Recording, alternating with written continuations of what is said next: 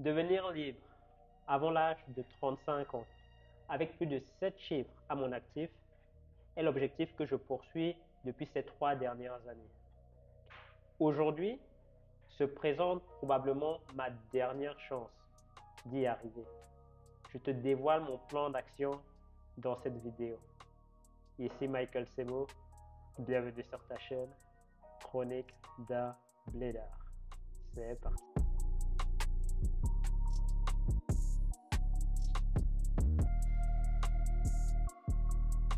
Vous vous en êtes probablement rendu compte, mais le coût de la nourriture et de l'énergie ont augmenté de manière importante ces 12 derniers mois. De plus en plus de ménages ont de plus en plus de difficultés à se nourrir et à se chauffer. Avec les licenciements en masse qui sont en train de s'effectuer et qui vont s'intensifier compte tenu de la baisse du chiffre d'affaires des entreprises, 2023 et 2024 s'annoncent encore pire.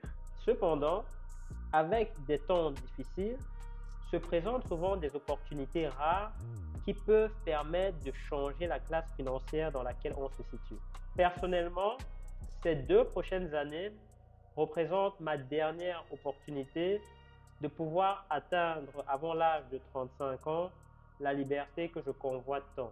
C'est l'opportunité qui me permettra d'accomplir le challenge à 7 chiffres que j'ai lancé quelques semaines plus tôt. Que l'on soit bien clair, ceci va être une épreuve de longue haleine. Les résultats ne seront pas visibles du jour au lendemain. Mais avec de la persévérance, je suis confiant dans la réalisation de l'objectif.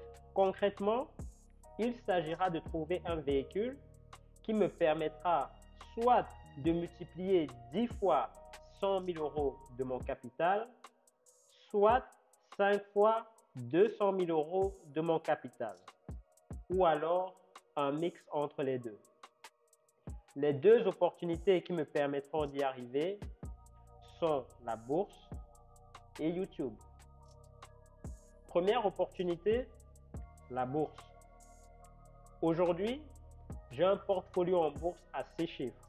Même si la bourse s'est déjà effondrée ces 12 derniers mois, je pense que le phénomène va s'accentuer les 24 mois à venir. Ceci représentera l'opportunité pour moi d'acheter des entreprises à des prix ridicules. Comment est-ce que je me prépare pour tirer un maximum avantage de cette situation? Comme je l'ai déjà expliqué dans la vidéo où j'introduisais le portfolio public de la chaîne, lien de la vidéo en haut à droite de l'écran, j'ai plusieurs stratégies d'investissement en bourse. Parmi ces stratégies, j'ai un portfolio d'actions à croissance. Compte tenu des fondamentaux moins solides de ces entreprises, en période trouble, ces entreprises sont celles qui voient leur prix chuter le plus. Pour le moment, je compte mettre un stop d'approvisionnement de ce portfolio d'actions à croissance et me focaliser sur les entreprises plus solides et dont le prix fluctue moins pendant les crashs. C'est notamment le cas de Nike et de Microsoft qui représentent pour l'instant les seules entreprises dans le portfolio public. Je rappelle que l'objectif de ce portfolio-là est de contenir un maximum de 5 entreprises payant des dividendes et capables de naviguer une récession sans risque de faillite. Je suis en train de mettre en place une réserve de cash qui me permettra d'acheter le maximum possible d'actions lorsque la bourse s'effondrera. J'ai raté mars 2020, je ne manquerai pas cette opportunité. Cependant, un problème se pose. J'ai perdu ma fougue, ma combativité comparé à ce que j'avais il y a 3 ans d'ici.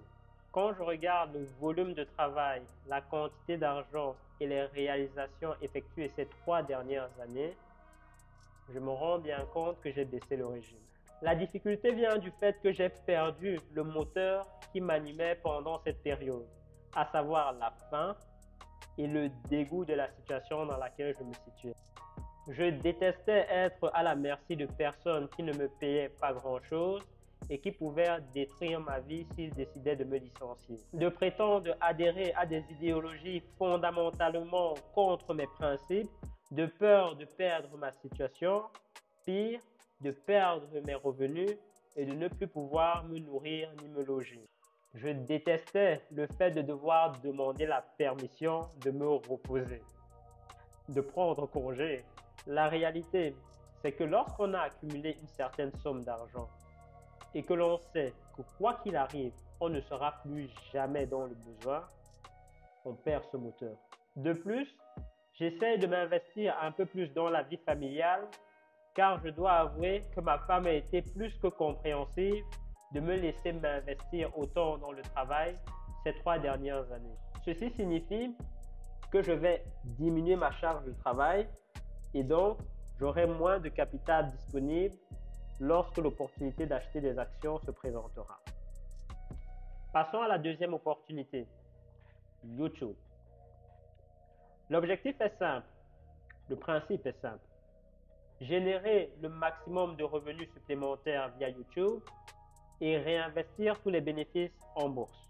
Ceci dit, il est difficile d'estimer le potentiel qui se cache derrière cette opportunité. Actuellement, j'investis énormément de mon temps et de mon argent sur cette chaîne. Avec l'avènement de la récession, de plus en plus de personnes vont se rendre compte de la précarité de la situation dans laquelle ils se situent.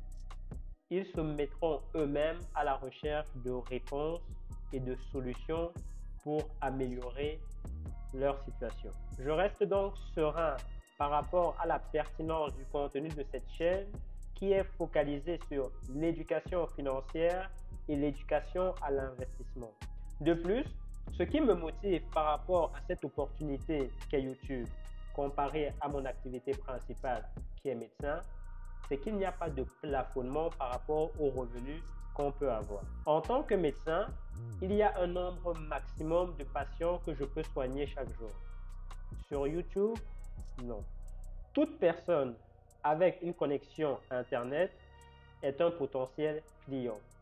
De plus, YouTube est ouvert 7 jours sur 7, 24 heures sur 24. Nous verrons donc bien l'impact de YouTube au fur et à mesure de cette aventure. Mais une chose est certaine, YouTube ou pas, l'objectif reste atteignable. Je vais quand même rajouter une troisième opportunité bonus, qui est l'immobilier. Je l'ai déjà dit, je ne m'intéresse pas du tout à l'immobilier pour le moment. Mais avec la récession à venir, ou déjà présente, on va voir le prix de l'immobilier chuter, notamment dû à l'augmentation des taux d'intérêt et l'incapacité des personnes à rembourser leurs crédits. Toutes ces personnes qui ont pris des crédits pour acheter des maisons au-delà de leurs moyens et qui seront incapables de rembourser leurs crédits. Ces personnes se retrouveront dans l'obligation de revendre leurs propriétés dans une économie où les personnes n'ont déjà pas assez d'argent pour survivre. Elles seront donc obligées de vendre leur maison ou leurs biens immobiliers à des prix discount. Si jamais des opportunités magnifiques se présentent à ce moment-là, peut-être que je les saisirai. Que penses-tu de mon plan? Que fais-tu pour préparer les 2 prochaines années? N'hésite pas à partager tes idées dans les commentaires. En attendant, see you at the top.